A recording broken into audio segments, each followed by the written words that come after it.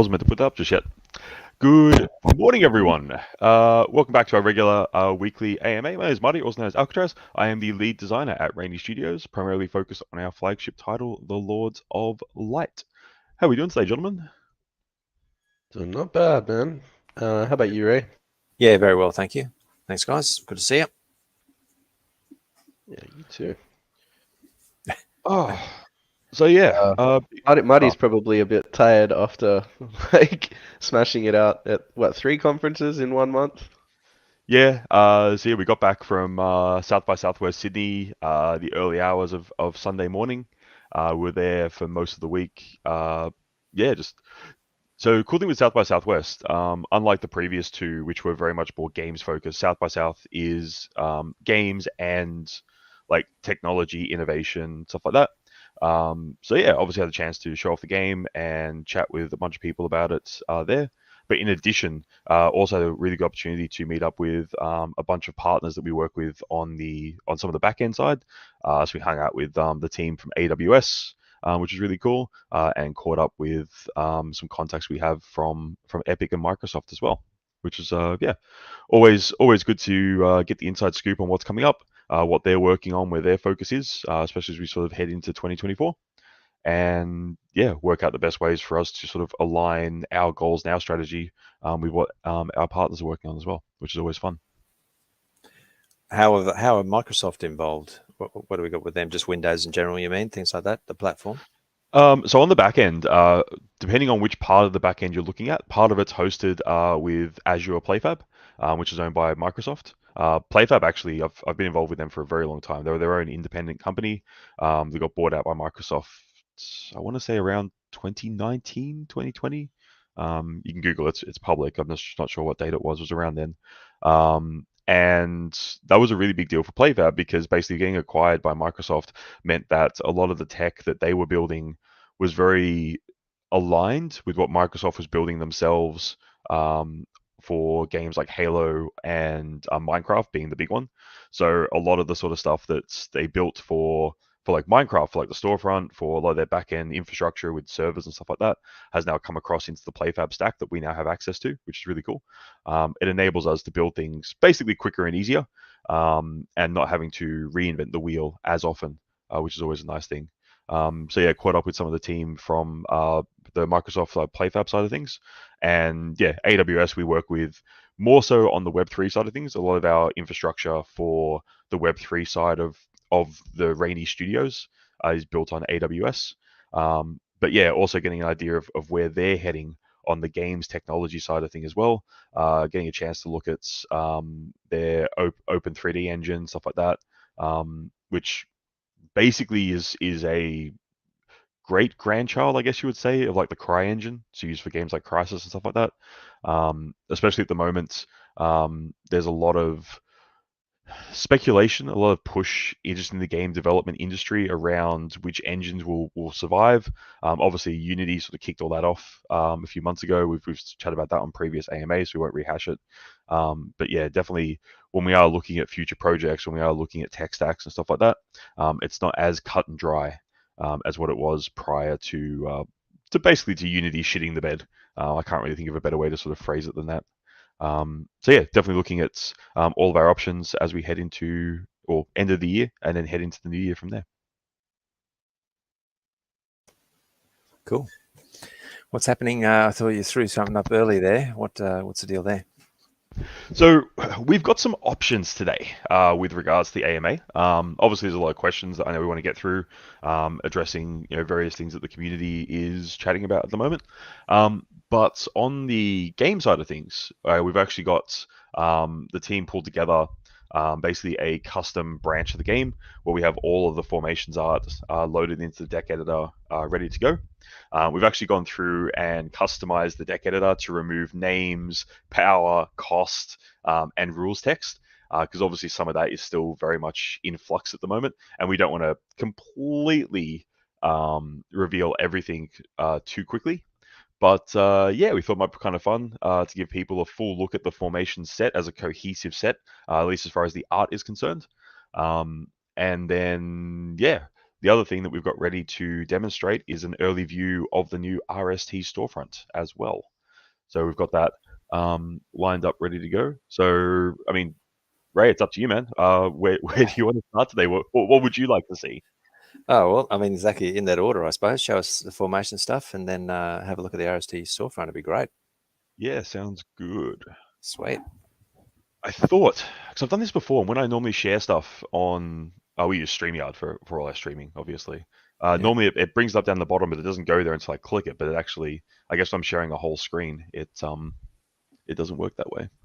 So yeah, let's do it like this. So this is, I mean, this is Unity. This is obviously what the game looks like when we're working on it. And this is basically all of the cards that will be in the formation set. Obviously, it's not all of the formation's art. There's still some stuff. For example, there's cards that get created by other cards, for example. So you won't see those obviously in the deck editor. So there's still a few pieces of art that you won't see here today.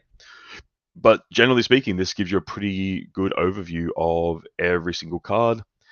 Even though we've removed the cost and the names and stuff like that, obviously the rarities are still visible. So you can see, you know, which ones will be like the legendaries and stuff like that in each of the colors. We can go back through afterwards as well, and Yeah, wow. I can just filter by specific colors. As I'm just slowly scrolling down here, obviously, want to give just a huge shout out to our art team. As Yeah. always, they've done incredible work. The whole sets. I mean, this is the first full set we've done, obviously since Genesis and Tempest. But I mean, obviously for our long-standing OG players, you know, you've had access to those cards for quite a while. So while 7DS was a really great opportunity for us to get in there and create some cool stuff, this is the first time we've sort of put together that large cohesive set in here as well.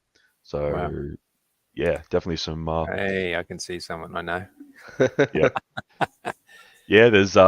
yeah. There's at least one legendary there that we knew we were doing heading into this set. Yeah, that's fantastic. That's great. Artwork's fantastic. Yeah. While you're on that, Lewis in the Discord was just asking: is there a greater contextual reason for specific theme and design choices when it comes to the new card sets? He says he knows that the Rome theme is cool, but it seems very random. How does it make sense in the greater context of the Rainiverse, basically? So what we're looking at there specifically is, so Formations was a set very much, which is what we referred to as a bottom-up design. So Formations was very much, we knew the sort of gameplay, we knew the sort of, I guess, feel we wanted when you actually sat down and played with these cards. And from that, we sort of built out like the flanking mechanic, the surrounder mechanic, and then we sort of went, all right, if we've got the feel of the set in terms of mechanics and the sort of cards we know we're going to be making, what setting, what sort of theme can we then apply to that would make the most sort of cohesive sense? And that's where we sort of ended up with sort of the very Greek and Roman inspired sort of design. We handed that off to the art team. They came back with some early concepting work that they put together for us.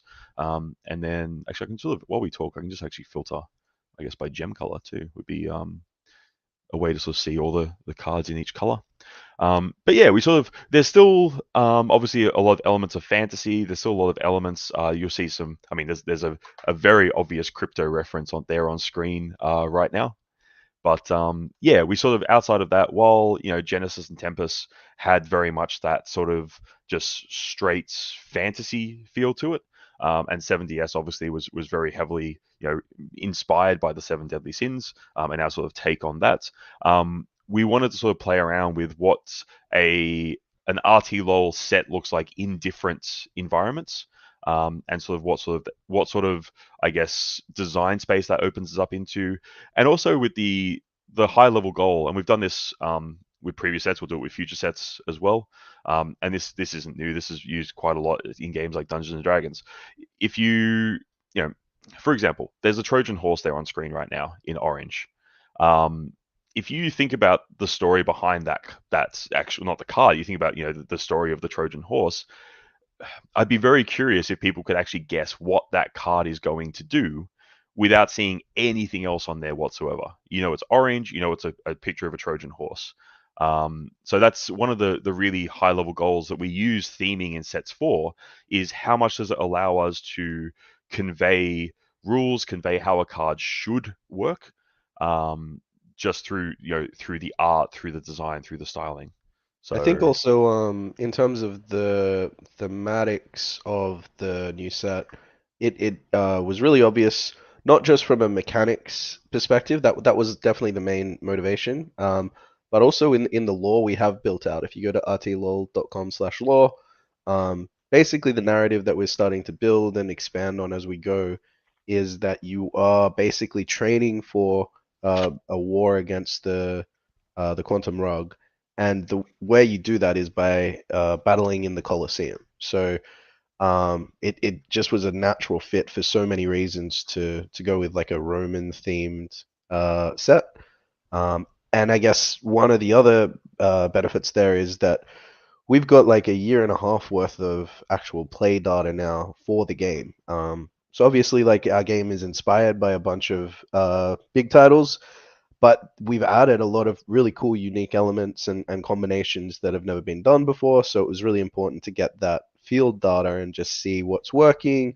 Where do we need to make some tweaks to the meta to either speed up or slow down the game, or build counters to overpowered combinations, bits and pieces there.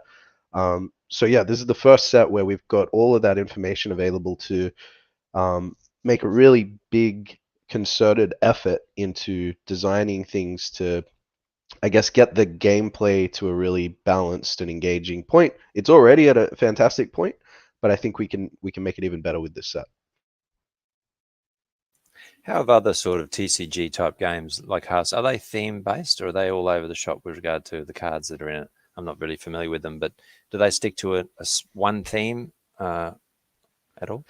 really comes down to the game itself. So a game like Hearthstone, as an example, will basically move around through the Warcraft universe. So they'll have sets based on key battles, locations, specific characters in the storyline. So they've obviously got a lot of lore. I mean, they've got literally decades of lore and backstory to pull from there. Yeah.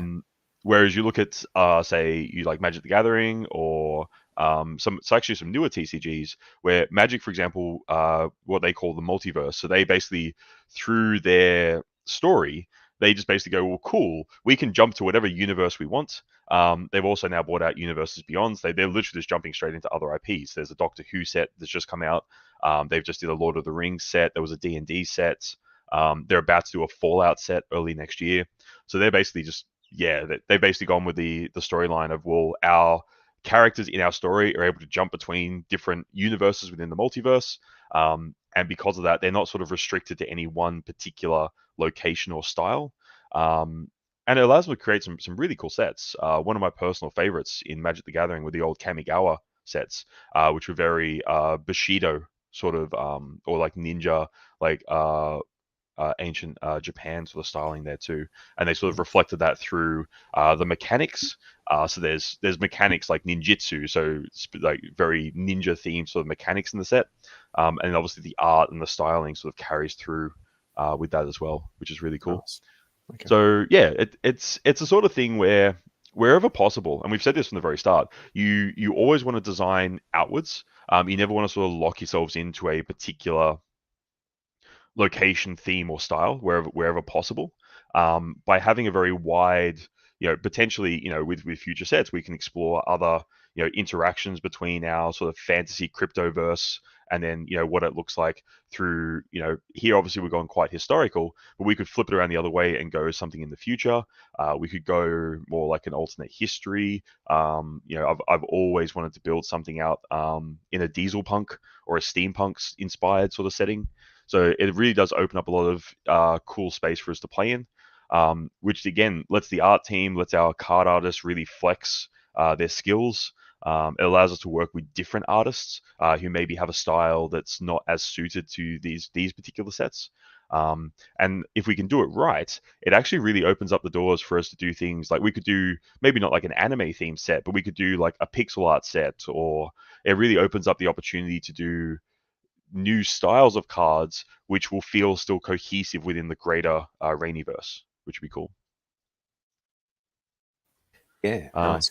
So basically, but still, everything that the project releases is in some way tied to the lore of the Rainiverse in some way. I mean, you can change that to whatever you like, obviously, ultimately, but it still will all theme back into that. So there's a Yeah. common sort of a theme there, ultimately. Mm. Right on. And yeah, one of the cool things as well we've really tried to focus on with formations in terms of set design. Obviously, we had the sort of high level goal of board position matters. So where you play cards and how you play cards out on the board. There's a lot of smaller sort of not necessarily mechanics, but ways that we've designed cards to encourage players to try to build more diverse boards, which leads to more interesting board states in terms of actual gameplay. So quite often when we're testing formations, instead of seeing the usual like one minion on each side of the board, you'll actually start seeing some much wider boards, which creates a lot of interesting strategic decisions to be made by the player.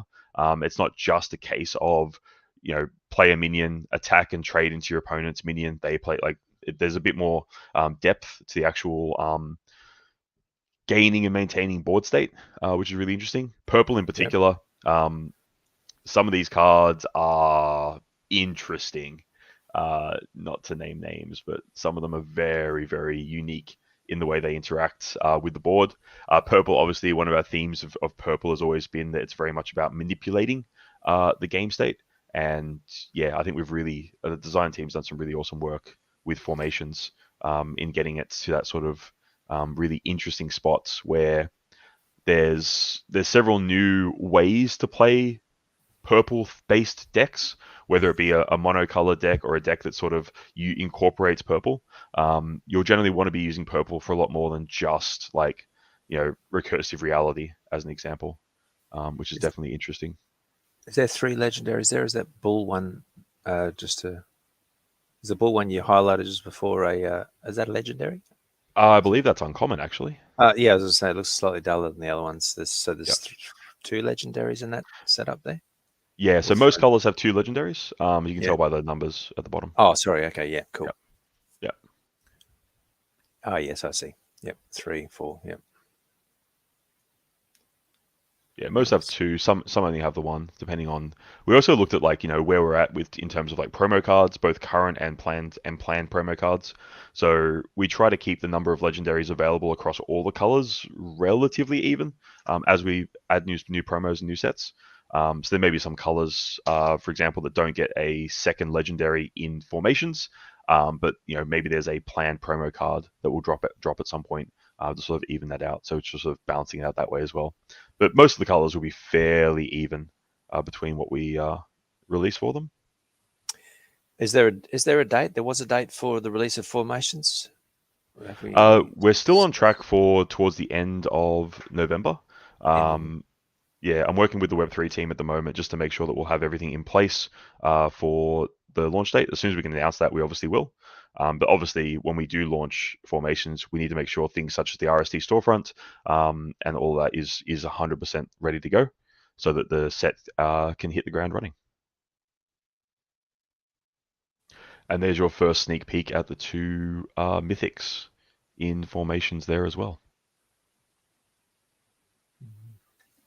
What's the one on the far left? That's not a mythic. That's a rare, is it? Yeah, that's a rare. That's a rare. Okay. Yep. Multiple. Yep. We actually dropped a video of that's Drone. We dropped a video of Drone on Twitter or X. I'm just gonna call it Twitter because it's always gonna be Twitter to me. Can't be staked though. That one it says can't be staked. It's just a little 0-2. Yeah, just a harmless little drone. Yeah. So probably nothing. Probably ignore it. It's probably just the design team having a bit of a joke and just printing a useless card in the rare slot. Why would we do that? So yeah. Okay. Cool. But yeah, that is formations. So nice. yeah, I said there's still a few little pieces of art that I'm trying to click on the screen share and I'm wondering why it's not working. I need to move my mouse over and actually click on this one, and hey, that works. Yeah, so that's all of the card art in formations. As always, slight disclaimer that there may still be some slight change between now and launch. We may look at one of these cards and go, oh, this really isn't working, or it's not fun, or maybe we want to tweak the art to better represent the mechanics, as an example. But I would say this is like 95% locked in at this stage. But obviously, we're still going to keep testing and keep iterating and refining it between now and then. We'll still keep doing reveals, obviously, as well, because while it's cool looking at the art, and hopefully everyone agrees that the art team has done an amazing job with creating just some really awesome card art across the board. Yeah, obviously we've just got to start revealing names and mechanics and stuff like that there as well. Nice. Looks excellent. Very Roman, the whole theme, obviously, which is what the very Greek and Roman inspired was sort of Right. the theming we sort of landed on that worked really well. Very nice. Beautiful. Yeah, green gets a huge buff this set. Orange, I mean, we've revealed the orange legendary spell, Athena's, so we know that one's already out there. Why is Caroline not in jail? Well, she's not in jail She yet. made a deal. Yeah. Yeah. She's made a deal to save her soul. Yeah. Okay. Yeah. Any likeness to a real world person is completely coincidental, Right. and is not intended in any way, shape, or form.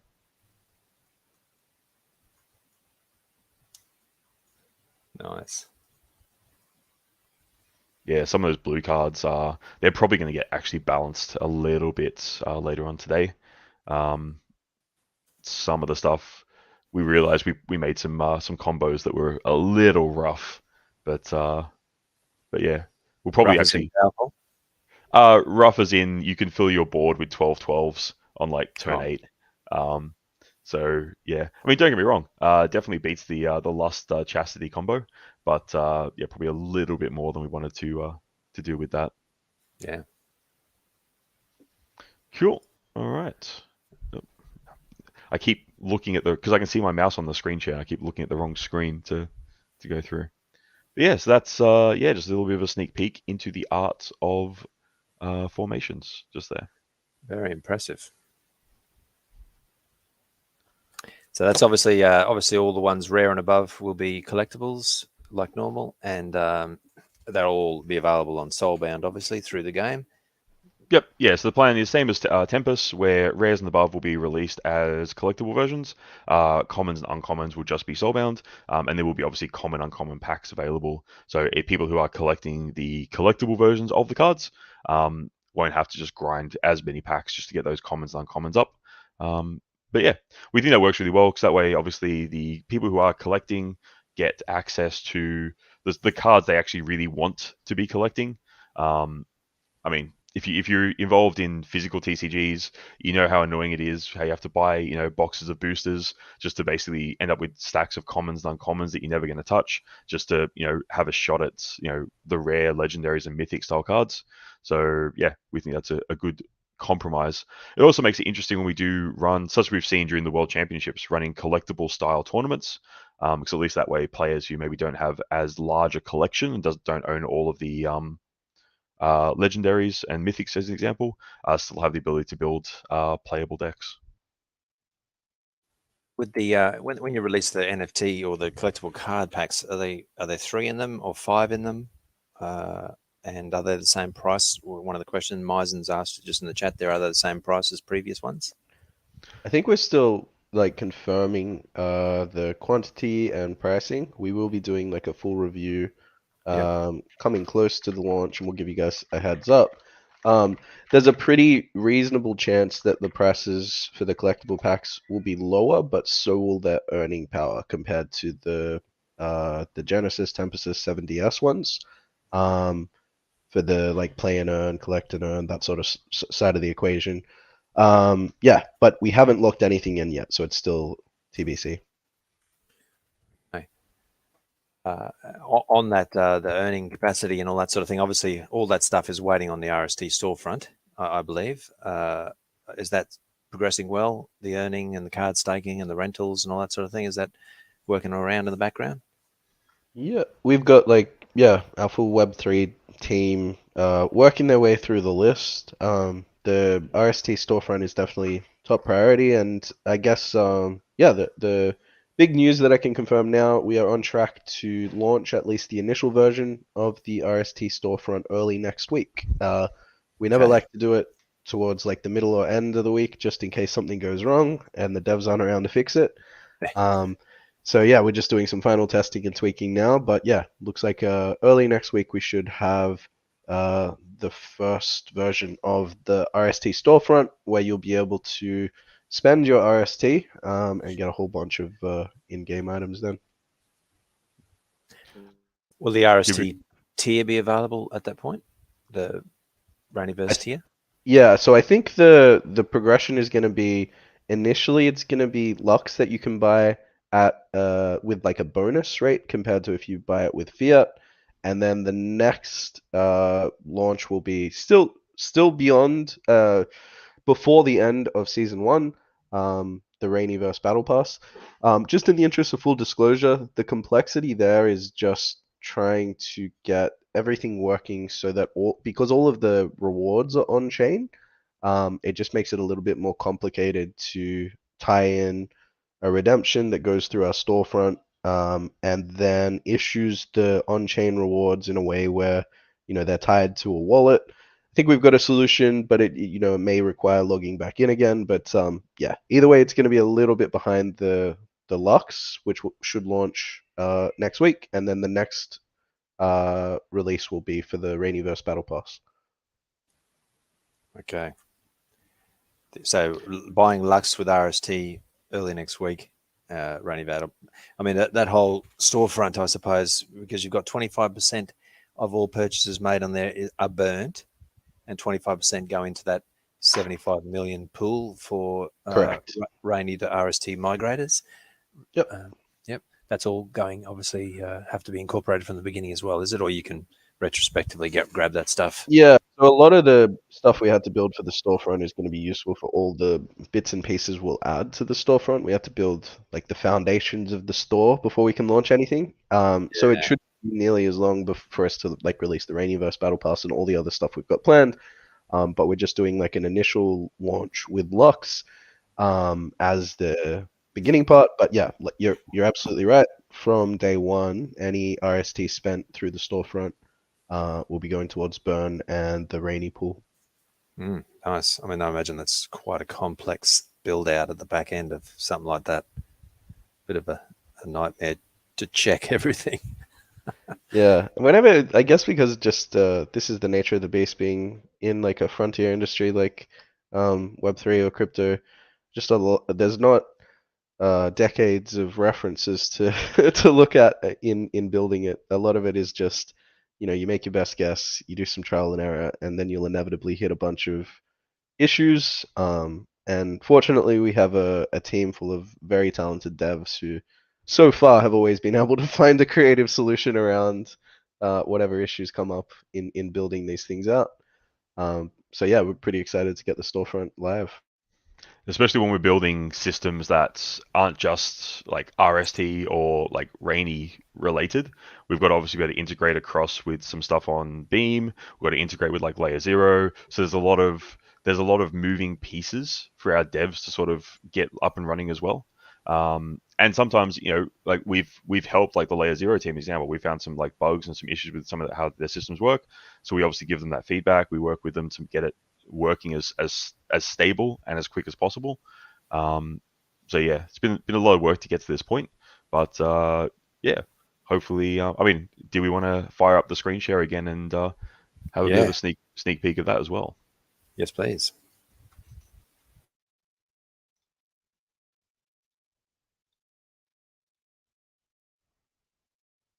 Yeah, automatically goes across. Okay. So yeah, there's still some like final art and design stuff to go in there. So it'll be like a bit of a change up here at the top sort of thing. But yeah, so you'll have like a sort of a featured section there. Scroll down from there, you'll have basically a full section of stuff available to purchase. Again, all the stuff on here will be available for RST specifically. So you'll be able to specifically go into like Battle Pass. There'll be other things there once that gets all populated out. But yeah, obviously, as Chris mentioned, the main thing will be having the Lux functionality sort of built in there. All of this will be after logging in with your Epic account, so we know basically where to put the Lux in. And then, yeah, you'll notice that the bundle sizes will be the same as what you get on the Epic Store as well. But then there'll be a bonus that gets applied in there as well. Yeah. And so, as we was talking about earlier, most of the work in getting this to this point has been all the behind the scenes stuff that happens when you click purchase. Yeah. But we're pretty excited to just add the last few bits and pieces of art and get this launched next week. Looks nice. That's so the RSD storefront is obviously on RTLOL website. It'll always be there, like not in game, or it will ever be in game as well, or At the very least, as a starting point, it'll be on rtlol.com. yep, Once we have things like Beam Wallet integration and stuff like that, because we don't really want to do like say like a MetaMask integration within the game client itself. Any version of that I've seen other games try and do just looks really rough with like scanning QR codes and stuff like that. sure. And I mean, personally, I wouldn't trust it with my own wallets, so I can't imagine any of the community members would either. But yeah, once we've got like Beam Wallet integration, there'll be nothing stopping us at that point from bringing this across into the game client itself. And then basically you'd be able to directly spend RST within the client. And obviously then once that is up and running, it also means if we were to say theoretically have a mobile release coming out at some point soon, that you'd be able to then directly spend it through that as well. Because obviously the way that the Beam wallets are set up is they handle all of the like back-end authentication and transaction handling. Beam handles the gas fees as well, which is great. So it's just basically it would feel the same as any like in-app purchase that you would make in any other game. Nice. Cool. I mean, is there any negativity to for like mobile players or any of those sort of any standard players to do it this way, to go to a website and buy the stuff rather than have it in game? I mean, is that that's a usual, perfectly fine way to do things, nice and easy for them still? Yeah, it's generally speaking, it's actually conference number 2 I was at this month. Caught up with the team at Xsolar, was chatting about this specifically because they specialize in building web storefronts for mobile games. It's actually becoming more and more common practice for a lot of games to do. So if you look at most large games in the mobile space, so if we're talking things like the Star Trek 4X or Clash Royale or like big like $1 billion plus games. Having a web storefront is a pretty common practice now. One, it gets you around the 30% tax that Apple or Google would charge on an in-app purchase. And it basically, because it's done through web, it generally would open up the option of different payment providers compared to having to go through like Apple or Google. Again, if you're on the actual mobile storefront itself. So a lot of your Web 2 gamers are becoming much more uh, familiar with the concept of going to a website to make purchases. But yeah, obviously being able to do both will give us the flexibility. But yeah, obviously if we're doing them through the clients, it would be going through your Beam wallet. Doing it here through a web allows us to link or to work with any wallet that you choose to connect. So it's trying to walk that middle ground of ease of use while still giving as much flexibility to the user in terms of where you choose to keep your assets and how you choose to interact with the systems. And is it just as easy for you guys to set up a Lords of Light? I know we've got 2 versions, like a mobile version and a full-blown version. Are they Mhm. different? Are they different versions, or they're the same thing, basically just tweaked slightly? Because it seems like a few people a while back were having some issues with the mobile version not displaying the X Photon stuff. Are they the same website, just Oh, so tweaked? yeah, in terms of like the RTLOL website and how we do all that, it's the same site, but a lot of the like the plugins that you'll use will give a different experience based on if you're in a mobile browser or a desktop browser. That like the Web3.js that we use and stuff like that works a little bit different in terms of how you authenticate wallets. Mostly because like MetaMask wants you to go through like their own like in-app little browser thing and stuff like that. So it's the same backend, but there's a lot of custom code that we build in depending on if it's running on a desktop browser or a mobile browser. And then where it gets really interesting, I say interesting, the devs hate it, but it's just one of the realities of it is most mobile browsers these days, you can go in and tell it to basically pretend like it's a desktop browser. So as far as our site is concerned, we think you're on desktop. We try and run certain plugins or we try and do things in a certain way that works on desktop. But Yeah. because so it's I mean, generally speaking, we try to test across the board as wide as possible. But just the nature of Web3, there are so many different browsers, so many different desktop configurations, so many different wallets. Obviously, there are new wallets launching all the time. But yeah, we try to test the most common scenarios that we can. But unfortunately, there will be some that will slip through the crack. And I know, like, Trust Wallet Mobile, for example, was one that was a bit harder to get up and running at one point. So yeah, it's unfortunate, but yeah, the reality is when you are letting people use any wallet, any like wallets, front end that they choose to use, that yeah, it creates a lot more permutations for us to have to try and test and get up and running. But yeah, obviously the Beam wallet is one way to sort of simplify that whole process down, Yeah, where basically, like, because we're helping their team literally build that tech that's going to make that work, we know it's going to work through both our web or our clients, depending on which way we choose to go. sure.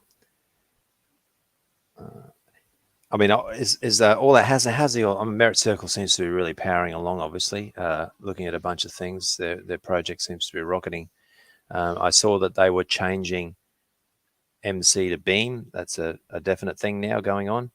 Does that, and that's happening pretty soon, I think. I understand they're going to have a migration button on their website and all that sort of thing. Is that, how do people, will you guys put something out for the LP stakers on that? Yeah, we'll provide guidance on anything that needs to be done for the Rainy community. At this stage, nothing needs to be done. You shared that like just as it came out, Ray. So I think they haven't done the I guess Twitter space where they're going to go through all the details of the migration. Yeah, But I'll also, yeah, just I've been in touch with Merit Circle, so I'll confirm some of the details.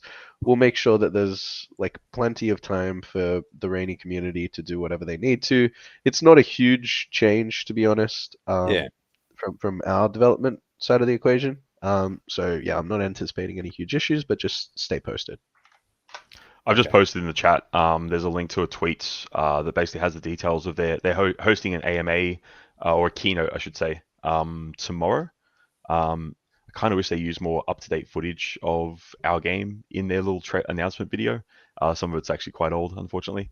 But yeah, so I think it's the really early hours Australian time.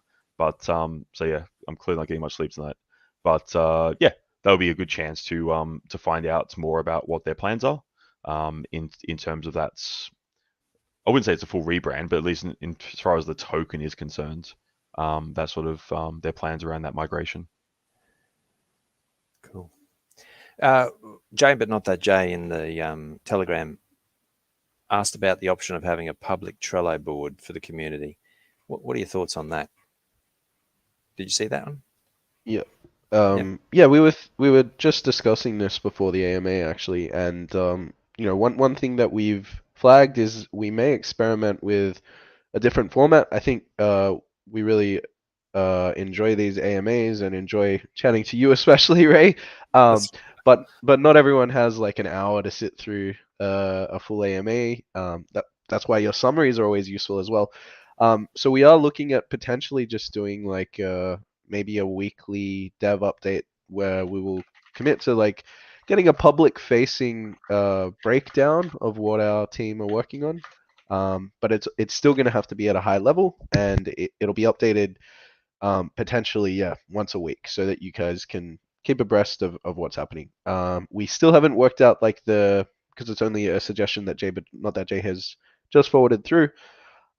We haven't worked out the specifics of that, but it's something we'll take offline and work out a way that we can try to give a bit more visibility to the community with a constant source of truth to just check in on what our priorities are and how things are progressing. Yeah, as a general rule of thumb, yeah. Obviously, Draz, you do the awesome like the summaries for all these AMAs, which is great.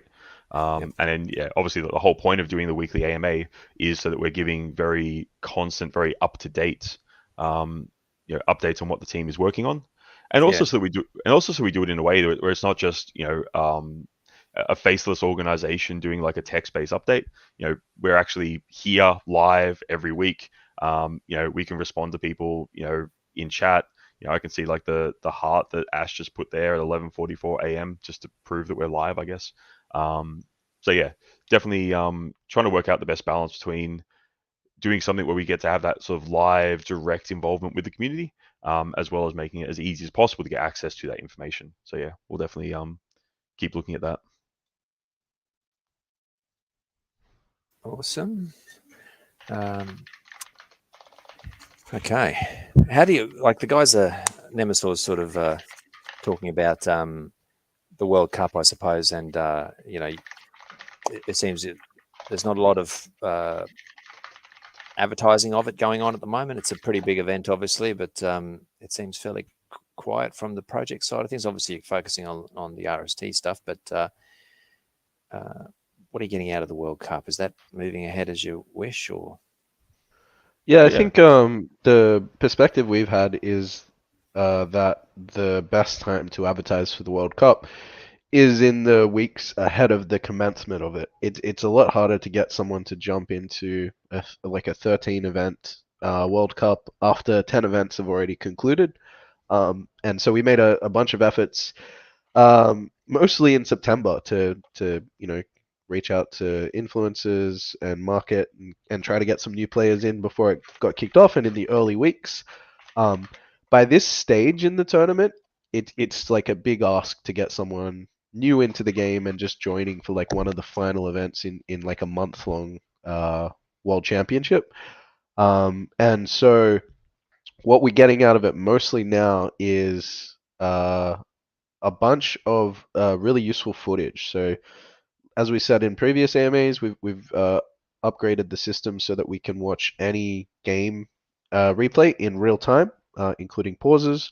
We've published the first one. I think Joe D has already got one or two more ready to go, and he's ready to edit some. We're going to do commentary on some of them. We're going to live stream I guess, the ultimate final of the World Championship. So I think that's going to be like really useful for just giving new players a pretty deep library of stuff to check out, and that we can point to and select and use in highlight reels and all sorts of stuff like that, moving forward. Yeah, definitely looking forward to doing live coverage this weekend of the actual grand finals.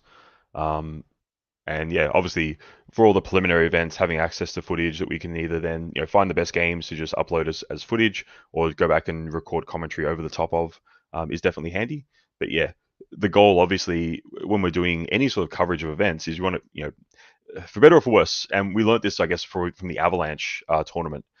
You want to make sure that you are highlighting the most interesting games. That doesn't necessarily always happen to be the grand final. It doesn't necessarily always happen to be the players you would expect. So yeah, being able to go back and choose the games that we're highlighting is definitely cool. But yeah, we'll definitely be doing live coverage this weekend, and probably we'll be around for the last chance qualifier as well, which will be really interesting as well. So what do we have left? We've got the last chance qualifier, just obviously on our time, Thursday 26th. Yep, so that's Thursday night our time. We've got the final collectibles event is just about 18 hours away, I think, give or take. And then yeah, obviously the finals are on the weekend. Do you know how many seats have been pushed to the last chance qualifier at the moment? Is off the top of your head, or I think they were throwing around. It's about 10, I think, actually, at the moment. 10. So yeah, which is good. At the end of the day, you've got a lot of players who have had very solid results throughout the World Championships. I'm sure they'll appreciate the prizes they're getting from that as well, obviously, which would be good. But yeah, having that sort of a last chance event is great because it's the Cinderella story.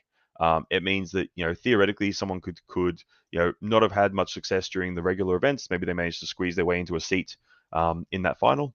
And then, yeah, obviously the big, full best of three, grand final event capped at 32 players, where, and obviously being an open format as well, where players can play any deck that they choose. I think was where we'll really see the cream rise to the top and, crown a very worthy champion. Yeah, indeed. It's going to be big. But the last chance qualifier is a theme deck tournament too, isn't it? Yep, best of one theme deck. Wanted to be something that was accessible to everyone, but also wanted to be a tournament that didn't go for too long. Keeping in mind that you're going to have a lot of RTLOL to play this weekend if you are one of the 32 qualifiers. So it's finding that balancing act between the two. And obviously, it's it's definitely up to the people who have already qualified if they choose to play in the LCQ. Obviously, if they do make one of those qualifying spots, it will just get passed down. But yeah, there's prize money and potentially a chance to get some practice in against the people that they would be playing against on the weekend as well. So yeah, we'll see how many of the qualifiers decide to play that LCQ, or maybe they'll just want to get some rest and save their energy for the grand finals. Nice. Any updates on the RST like listings or developments of making it easy to buy for everybody? Yeah, so we've actually, I think I mentioned a couple of weeks ago, we've had one quote from an exchange. Jamison has managed to get another quote from an exchange. Third one we are working with now. So centralized exchange seems like it's a foregone conclusion. It's just a matter of choosing which one. We've also confirmed with Josh, our lead blockchain dev, that it's not a significant amount of work to bridge through layer 0, but it is not insignificant either. Sorry, that's kind of contradictory. It's not a huge amount of work, but it's not negligible. So as soon as we finish the core Web3 rollout, we will be bridging RST to Ethereum. I know there's been a lot of calls for that. And as soon as we decide on the centralized exchange listing, we'll be going ahead there. But to be honest, we've been working behind the scenes on like a pretty major development with like a major partnership. We've already had like a tentative high level agreement, so we're just trying to work through the specifics there. Can't confirm it until it's locked in, but that's going to open up a lot of these opportunities, like the centralized exchange, the bridging. It's got like some pretty major support. So yeah, cautiously optimistic that that'll go through. And that is one of the reasons we have had, yeah, I guess we've just been focusing on getting the formation set ready and getting the core Web3 stuff rolled out, because if this goes through, then it'll impact a lot of the, broader stuff in terms of centralized exchange and Ethereum bridging.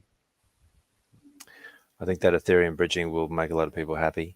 Yeah. So sorry, when was that coming? That was after the storefront comes out? Yeah, once we finish the core Web3 rollout, then it should be pretty easy for us to bridge RST to Ethereum, and then yeah, the centralized exchange. We've had multiple offers already now, so it's just a matter of picking which one and when we pull the trigger. So it's a matter of when, not if, at this stage. Yeah, I mean, even just that, like you say, the ETH, people will be able to just buy it on ETH would be fantastic, and sort of satisfy a lot of potential problems, I suppose, we're getting at the moment with difficulty to buy. So that would be purchasable on Uniswap then, would it? Yeah, I mean, that's the intention, to have some fragmentation, decentralized and centralized exchange offerings. Yeah. Yeah, nice. Okay, fantastic. Nemesis was just asking about some of the. Oh, actually, just Master asked the CoinGecko update for the RST price tracking. What is that? What's required to get that on there? Because it's still pending from last look. Yeah, it's a good question. So I know that yeah, our contact at CoinGecko confirmed to Merit Circle that they can get it listed. I know that they just needed to like fill out a form and submit some stuff. They submitted it and got assurance that it should be done pretty quickly, so I would have expected it to go through by now. I've got to follow up on the Merit Circle to Beam token migration. So let me ask for an update there.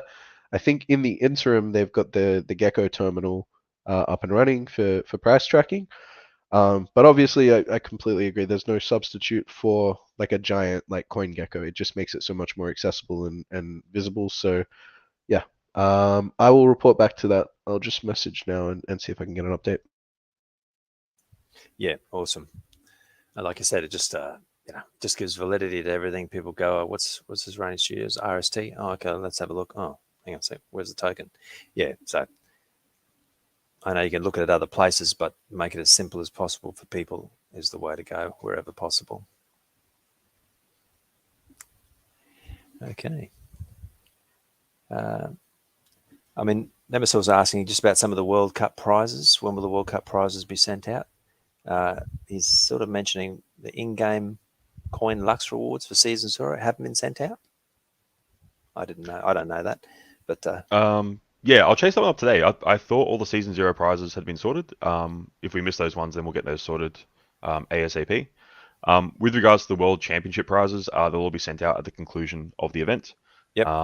And yeah, because as I mentioned, I think it was like last week, obviously part of that will be going back through, just making sure no one was multi-accounting, making sure that everything looks legit in any replays that we want to go through before we actually start seeing those prizes out. So as long as people aren't, running 2 accounts from the same IP address and stuff like that, or anything else that looks a bit dodgy, those prizes will be sent out shortly after the conclusion of the World Championships. A Pentoshi points leaderboard, is that sort of something that's around or available? Yeah, we're actually, one of the team members was working on that. I've chased up today as well. We're going to just put that on the RTLOL.com site, so people will be visible on there, and we'll make sure that keeps updated heading into the final few events. Okay, and you sort of just mentioning maybe some people, you'll be checking the World Cup rules before you release the prizes as well. Obviously, he's just suggesting that. Yeah, like I said, I know there's been issues in the past where we've seen multiple accounts that were very obviously the same person, because our client checks things like hardware, IP addresses when you log in, things like that.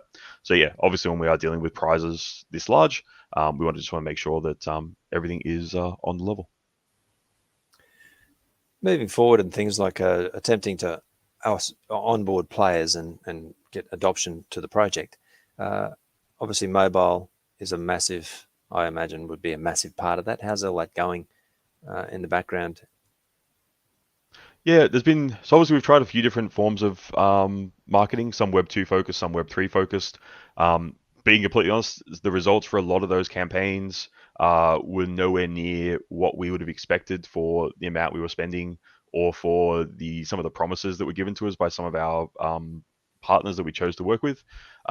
So yeah, we're being a bit more frugal about where we spend our marketing dollars at the moment. We've got a much better idea now of the sort of things that we can be looking at around that. Because yeah, there was some activations that we did that may have given us a lot of players who logged into the game, but zero engagement outside of that. Not to name any names, but there were some that weren't obviously as fruitful as we would have been hoping for. So I know we're currently looking at a few different options around that, but yeah, definitely being much more diligent around where we're going to put any sort of dollars into. Is there a way to, because I imagine streamers and influencers and all that sort of thing are the ones that really push a lot of projects. Is there a way to have some sort of program to encourage or entice them, but based on what they actually bring to the project? Like in the back end, if you had a program running for streamers or engagers and they started talking about it, could you somewhat link what they're doing to numbers that come in? Yeah, we've got, like, even at the moment, like different activations we've done, such as the comparing one, we can pretty accurately link which users came from that, just from where they clicked on different links and stuff like that. So we've got all those systems. Those systems are all integrated. We've got those right now. And obviously, when we did various activations around like the launch window, we were looking at our traffic and where those sort of users were sort of coming from. And yeah, it's very much a case of especially a lot of the Web3 streamers and influencers might be great at giving us people who will log into the game, but those users will rarely play a game, and if they do, they will rarely come back. So yeah, it's the sort of thing where not outright saying that some of the organizations we worked with are basically just trying to scam us out of marketing dollars, but we need to be very careful about where we're putting those dollars into to actually get good long-term results. We'd much rather engage with communities that actually want to play the game for the game itself, rather than communities that maybe only want to get engaged because there happen to be giveaways or promotions around certain activities they choose to do. I mean, the game is fantastic. It plays extremely well. Obviously, it's very addictive once you sort of get to a point where you understand how all the cards tend to work. But obviously, a big incentive for a lot of people, a lot of countries, I suppose, is that earning capacity that'll come when all the Web3 sort of stuff finally kicks in. That might have a big impact as well on adoption, I would say, in some of those other countries. Yeah, absolutely. And yeah, like I said, at the end of the day, regardless of what the motivation might be, if we can have people coming in and playing the game, that's always going to be a net benefit for everything that we're doing. Localizations coming along, or are those things sort of a little bit on the back burner until you get through the Web3 stuff? You don't have resources for necessarily, or do you have specific people on that working full time? Yeah, at the moment, in terms of, I guess, priority listing, definitely the Web3 integration and formations would be at the top of the list. Obviously, with the World Championship running at the moment, so part of our attention is on that. But again, huge shout out to Bloomint. They do a really great job of running tournaments, so we've been able to be very hands off in that regard and let them do what they do best. But yeah, mobile and localization definitely will be significantly higher priorities once we've got the Web3 stuff integrated. That's definitely the focus right now. Yeah, and it's not to say we haven't made meaningful progress towards both. We're like, I'd say at least halfway there for both of them. We've got the game working on mobile devices. It just obviously needs a lot of tweaking and optimization to make it a smooth experience. And yeah, we've got like a full text extract, and we've got an organization that does localization, ready to translate to 7 or 8 languages. The main thing is once we get those translations back, we need the resources to implement them all into the game. So that's the thing that it shouldn't take long once we finish the Web3 rollout and formations to get those two pieces of the puzzle completed. And those are like huge foundational pieces that could be game changing. Okay, cool. I don't have a lot more questions that I can see at the moment, guys. There's none in the chat there. I mean, we're just past the hour, so this feels like around the right time we would normally be able to start wrapping these up, right? Perfect. Yeah. Cool. Well, yeah. Obviously, best of luck for everyone playing in the final events of the World Championship, and obviously all our people who've qualified for the grand final. We'll catch you on the weekend, and yeah, we'll see who reigns supreme. Good luck. Lovely. Thank you. See you guys. Catch y'all.